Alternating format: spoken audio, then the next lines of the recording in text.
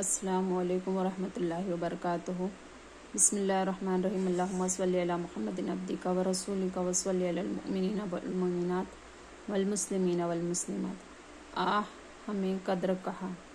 اللہ اکبر عز و جل۔ میرے میٹھے اسلامی بھائیوں اور بہنوں، خدائے رحمان عز و جل اپنے محبوب رحمت عالمیان صلی اللہ علیہ وسلم کی امت پر کس قدر مہربان ہے کہ اس نے ہم غلاموں پر ہمارے میٹھے آقا نبی آخر الزماں صلی اللہ علیہ وسلم کے صدقے کس قدر عظیم احسان فرمایا کہ اگر دل لگا کر توجہ کے ساتھ شب قدر میں عبادت کر لے تو 1000 سال سے بھی زیادہ کی عبادت کا ثواب پا لے۔ مگر ہمیں شب قدر کی قدر کہاں۔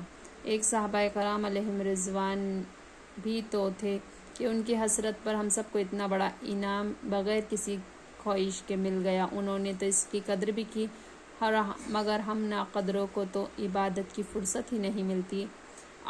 ہر سال ملنے والے اس عظیم الشان انعام کو ہم غفلت کی نظر کر دیتے ہیں۔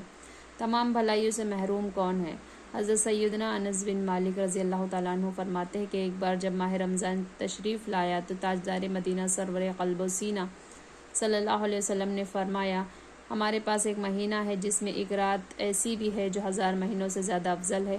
جو شخص اس رات میں سے محروم رہ گیا گویا تمام بھلائی سے محروم رہ گیا۔ اس کی بھلائی سے محروم نہیں رہتا مگر وہ شخص جو حقیقتاً محروم ہی ہے۔ عظمت انسان کا اظہار۔ حضرت سیدنا امام فخر الدین رازی رحمۃ اللہ تعالیٰ علیہ فرماتے ہیں کہ جب اللہ عز و جل نے حضرت سیدنا آدم صفی اللہ علیہ نبینا علیہ الصلاۃ والسلام کو پیدا فرمایا تو ملائکہ نے عرض کیا، یا اللہ، تو نے انسان کو پیدا فرمایا، یہ تو زمین پر جا کر فساد برپا کرے گا اور اپنے مقصد کے حصول کی خاطر خون ریزی سے بھی گریز نہ کرے گا۔ اور فرشتوں کی اس قیاس آرائی پہ اللہ عز و جل نے ارشاد فرمایا، انی عالم ما لا تعلمون، مجھے معلوم ہے جو تم نہیں جانتے۔ اللہ اکبر۔ آج شب قدر میں فرشتوں کو بھیج کر جواب کی عملی تفصیل دکھائی جا رہی ہے کہ گویا فرمایا جا رہا ہے، فرشتوں، تم تو کہتے تھے کہ انسان زمین پر جا کر فساد برپا کرے گا، مگر دیکھو یہ لوگ تو میری عبادت میں مصروف ہے، اپنے گناہوں سے استغفار کر رہے ہیں۔ اس پر فرشتے اللہ عز و جل سے معذرت کریں گے اور اللہ کی عبادت میں مصروف بندوں کی سلامتی کے لیے دعا کریں گے۔ میٹھے میٹھے اسلامی بھائیوں اور بہنوں، یہ رات ہر طرح سے خیریت و سلامتی کی ضامن ہے۔ یہ رات اول تو تاخیر رحمت ہی رحمت ہے۔ مفسرین کرام رحم اللہ فرماتے ہیں یہ رات سانپ و بچھو، آفات و بلیات اور شیاطین سے بھی محفوظ ہے۔ اس رات میں سلامتی ہی سلامتی ہے۔ مومنوں کو ملائکہ کی سلامی۔ روایت ہے کہ شب قدر میں سدرۃ المنتہا کے فرشتوں کی فوج حضرت جبرائیل علیہ السلام کی سرداری میں زمین پر اترتی ہے اور ان کے ساتھ 4 جھنڈے ہوتے ہیں۔ ایک جھنڈا حضور علیہ السلام کی قبر انور پر، ایک جھنڈا بیت المقدس کی چھت پر، ایک جھنڈا کعبہ معظمہ کی چھت پر، ایک جھنڈا طور سینا پر لہراتے ہیں۔ اور پھر یہ فرشتے مسلمانوں کے گھروں میں تشریف لے جا کر ہر اس مومن مرد و عورت کو سلام کرتے ہیں جو عبادت میں مشغول ہو، مگر جن گھروں میں بت یا جاندار کی تصویر آویزہ ہو، یا کتا ہو، یا جن مکانوں میں شرابی یا خنزیر و کھانے والا یا غسل جنابت نہ کرنے والا، یعنی جس مرد یا عورت پر غسل فرض و بلا وجہ شرعی اپنے رشتہ داری کو کاٹ دینے والا رہتا ہو، ان گھروں میں فرشتے داخل نہیں ہوتے۔ ایک روایت میں یہ بھی ہے کہ ان فرشتوں کی تعداد روئے زمین کے کنکریوں سے بھی زیادہ ہوتی ہے اور یہ سب سلام و رحمت لے کر نازل ہوتے ہیں۔ عالم معافی کا اعلان۔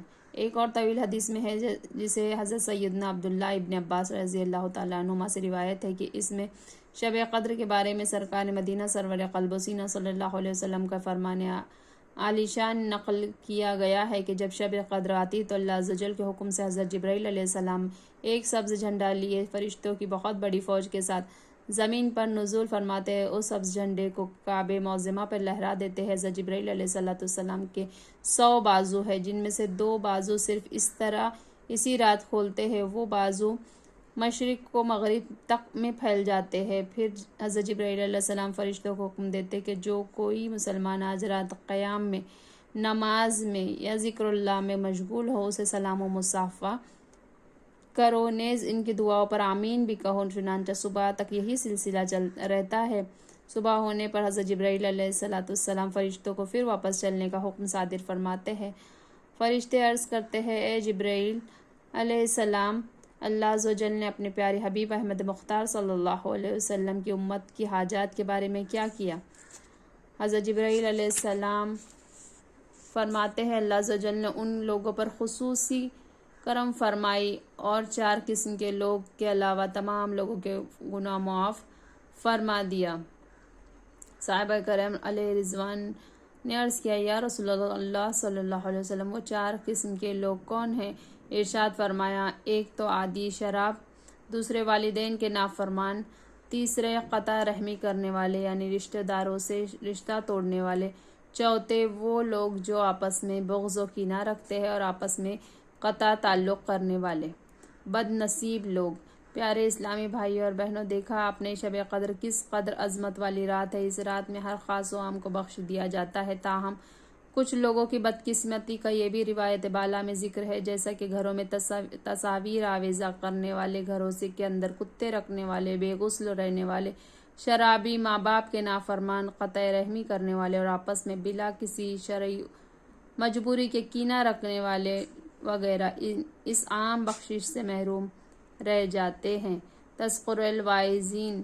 تذکرۃ الواعظین میں ایک روایت نقل کی گئی ہے کہ جن میں 9 قسم کے بد نصیبوں کا ذکر ہے جو اللہ عز و جل کی اس رحمت عامہ سے اس مبارک شب کو محروم کر دیے جاتے ہیں۔ چنانچہ ارشاد فرمایا جا رہا ہے کہ 9 قسم کے لوگوں سے اللہ تعالیٰ آج کی رات میں ناخوش رہا، ان کو معاف نہیں فرمایا۔ 9 قسم کے لوگ یہ ہیں، جو لوگ مال کی زکوٰۃ نہیں دیتے، جو لوگ خون ناحق کرتے ہیں، رشتہ داروں سے قطع تعلق کرنے والے، قبرستان میں جا کر ہنسنے والے، لگائی بجھائی کرنے والے، دینی استاد کو تکلیف دینے والے، نماز میں سستی کرنے والے، 3 دن سے زیادہ مسلمان بھائی کی طرف سے دل میں کینہ رکھنے والے۔ توبہ کر لو میٹھے اسلامی بھائیوں، قہر حق و غضب جبار سے لرز جانے کے لیے کہ کیا یہ بات کافی نہیں ہے؟ اور شب قدر جیسی بابرکت رات میں بھی جن مجرموں کی بخشش نہیں کی جا رہی ہے وہ کس قدر شدید مجرم ہوں گے۔ ہاں، اگر ان گناہوں سے صدقے دل سے توبہ کر لی جائے اور حقوق العباد والے معاملات میں حل کر لیے جائے تو اللہ عز و جل کا فضل و کرم بے حد و بے انتہا ہے۔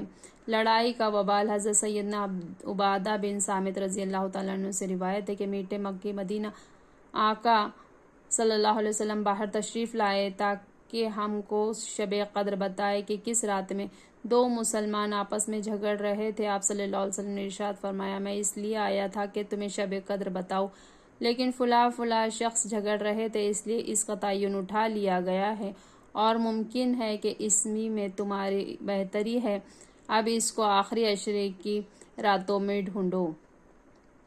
ہم تو شریف کے ساتھ شریف۔ اور میٹھے اسلامی بھائیوں، حدیث والا میں ہمارے لیے کس قدر درس عبرت ہے کہ ہمارے پیارے آقا صلی اللہ علیہ وسلم بتانے ہی والے تھے کہ شب قدر کون سی رات ہے کہ 2 مسلمانوں کا باہم لڑنا مانے ہو گیا اور ہمیشہ ہمیشہ کے لیے شب قدر کو مخفی کر دیا گیا۔ اس سے اندازہ کرے کہ مسلمانوں کا آپس میں لڑائی جھگڑا کرنا رحمت سے کس قدر دوری کا سبب بن جاتا ہے۔ مگر اب مسلمانوں کو کون سمجھائے؟ آج تو مسلمان بڑے فخر سے یہ کہتے سنائی دے رہا ہے کہ میاں اس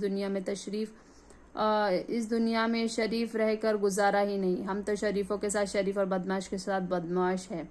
اسی کہنے پر بھی اکتفا تھوڑے ہی ہے، اب تو معمولی سے معمولی بات پر بھی پہلے زبان درازی، پھر دست درازی، پھر چاقو بازی، بلکہ گولیاں تک چل جاتی ہے۔ افسوس، آج مسلمان ہونے کے باوجود کبھی پٹھان بن کر، کبھی پنجابی کہلا کر، کبھی مہاجر ہو کر، کبھی سندھی اور کبھی بلوچ قومیت کا نعرہ لگا کر ایک دوسرے کا گلا کاٹ رہا ہے، ایک دوسرے کے املاک و اموال کو آگ لگا رہا ہے، آپس میں ایک دوسرے کے خلاف صرف نسلی اور لسانی فرق کی بنا پر محاذ آرائی ہو رہی ہے۔ مسلمانوں، آپ تو ایک دوسرے کے محافظ تھے، آپ کو یہ کیا ہو گیا ہے؟ ہمارے پیارے آقا صلی اللہ علیہ وسلم کا فرمان عالی شان تو یہ ہے کہ مومنوں کی مثال تو ایک جسم کی طرح ہے کہ اگر ایک عضو کا تکلیف پہنچے تو سارا جسم اس تکلیف کو محسوس کرتا ہے۔ ایک شاعر نے کتنے پیارے انداز میں سمجھایا ہے کہ مبتلائے درد کوئی عضو ہو روتی ہے آنکھ، کس قدر ہمدرد سارے جسم کی ہوتی ہے آنکھ۔ لہٰذا میٹھے اسلامی بھائیوں، ہمیں آپس میں لڑائی جھگڑا کرنے کی بجائے ایک دوسرے کی ہمدردی اور غم گساری کرنی چاہیے۔ مسلمان ایک دوسرے کو مارنے، کاٹنے، لوٹنے، ایک دوسرے کی دکانیں اور اسباب جلانے والا نہیں ہوتا۔ حضرت سیدنا احمد غزالی کیمیائے سعادت میں نقل فرماتے ہیں کہ مسلمان، مومن اور مہاجر کی تعریف ہمارے پیارے آقا صلی اللہ علیہ وسلم فرماتے ہیں۔ جنت جانتے ہو مسلمان کون ہوتا ہے؟ سب نے عرض کیا اللہ عز و جل اور اس کے رسول صلی اللہ علیہ وسلم کو بہتر علم ہے۔ ارشاد فرمایا مسلمان وہ ہے جس کے ہاتھ اور زبان تمام مسلمان محفوظ ہو۔ عرض کیا یا رسول اللہ صلی اللہ علیہ وسلم مومن کسے کہیں گے؟ ارشاد فرمایا اسے جس نے مومنوں کو مالی اور جسمانی لحاظ سے کوئی خطرہ نہ ہو۔ پھر پوچھا مہاجر کون ہوتا ہے؟ ارشاد فرمایا وہ جس نے افعال بد یعنی گناہوں سے علیحدگی اختیار کر لی ہو۔ اور ارشاد فرمایا کسی مسلمان کے لیے جائز نہیں ہے وہ کسی دوسرے مسلمان کی طرف یا اس کے بارے میں اس قسم کے اشارے کنائے سے کام لے جو اس کی دل آزاری کا باعث ہو، اور یہ بھی حلال نہیں کہ کوئی ایسی حرکت کی جائے جو کسی مسلمان کو ہراساں یا خوف زدہ کرے۔ حضرت سیدنا مجاہد رحمۃ اللہ علیہ فرماتے ہیں کہ اللہ عز و جل بعض دوزخیوں کو ایسی خارش میں مبتلا کر دیں گا کہ کھجاتے کھجاتے ان کی کھال ادڑ جائیں گی، یہاں تک کہ ان کی ہڈیاں ظاہر ہو جائیں گے۔ پھر ندا سنائیں دیں گی کہو کیسی رہی تکلیف؟ وہ کہیں گے انتہائی سخت اور ناقابل برداشت ہے۔ تب انہیں بتائیں گے کہ یہ سزا اس بات کی ہے کہ دنیا میں تم مسلمانوں کو ستایا کرتے تھے۔ تاجدار مدینہ سرور قلب و سینہ صلی اللہ علیہ وسلم نے ارشاد فرمایا میں نے ایک شخص کو جنت میں گھومتے ہوئے دیکھا جو جدھر چاہتا تھا نکل جاتا تھا۔ جانتے ہو کیوں؟ صرف اسی لیے کہ اس نے اس دنیا میں ایک درخت راستے سے اس لیے کاٹ دیا تھا کہ مسلمان کی راہ چلنے میں تکلیف نہ ہو۔ سبحان اللہ و بحمدہ، سبحانک اللہم و بحمدک، اشہد ان لا الہ الا انت، نستغفرک و نتوب الیک۔ سبحان ربک رب العزۃ عما یصفون وسلام علی المرسلین والحمد للہ رب العالمین، برحمتک یا ارحم الراحمین۔ جزاک اللہ خیر۔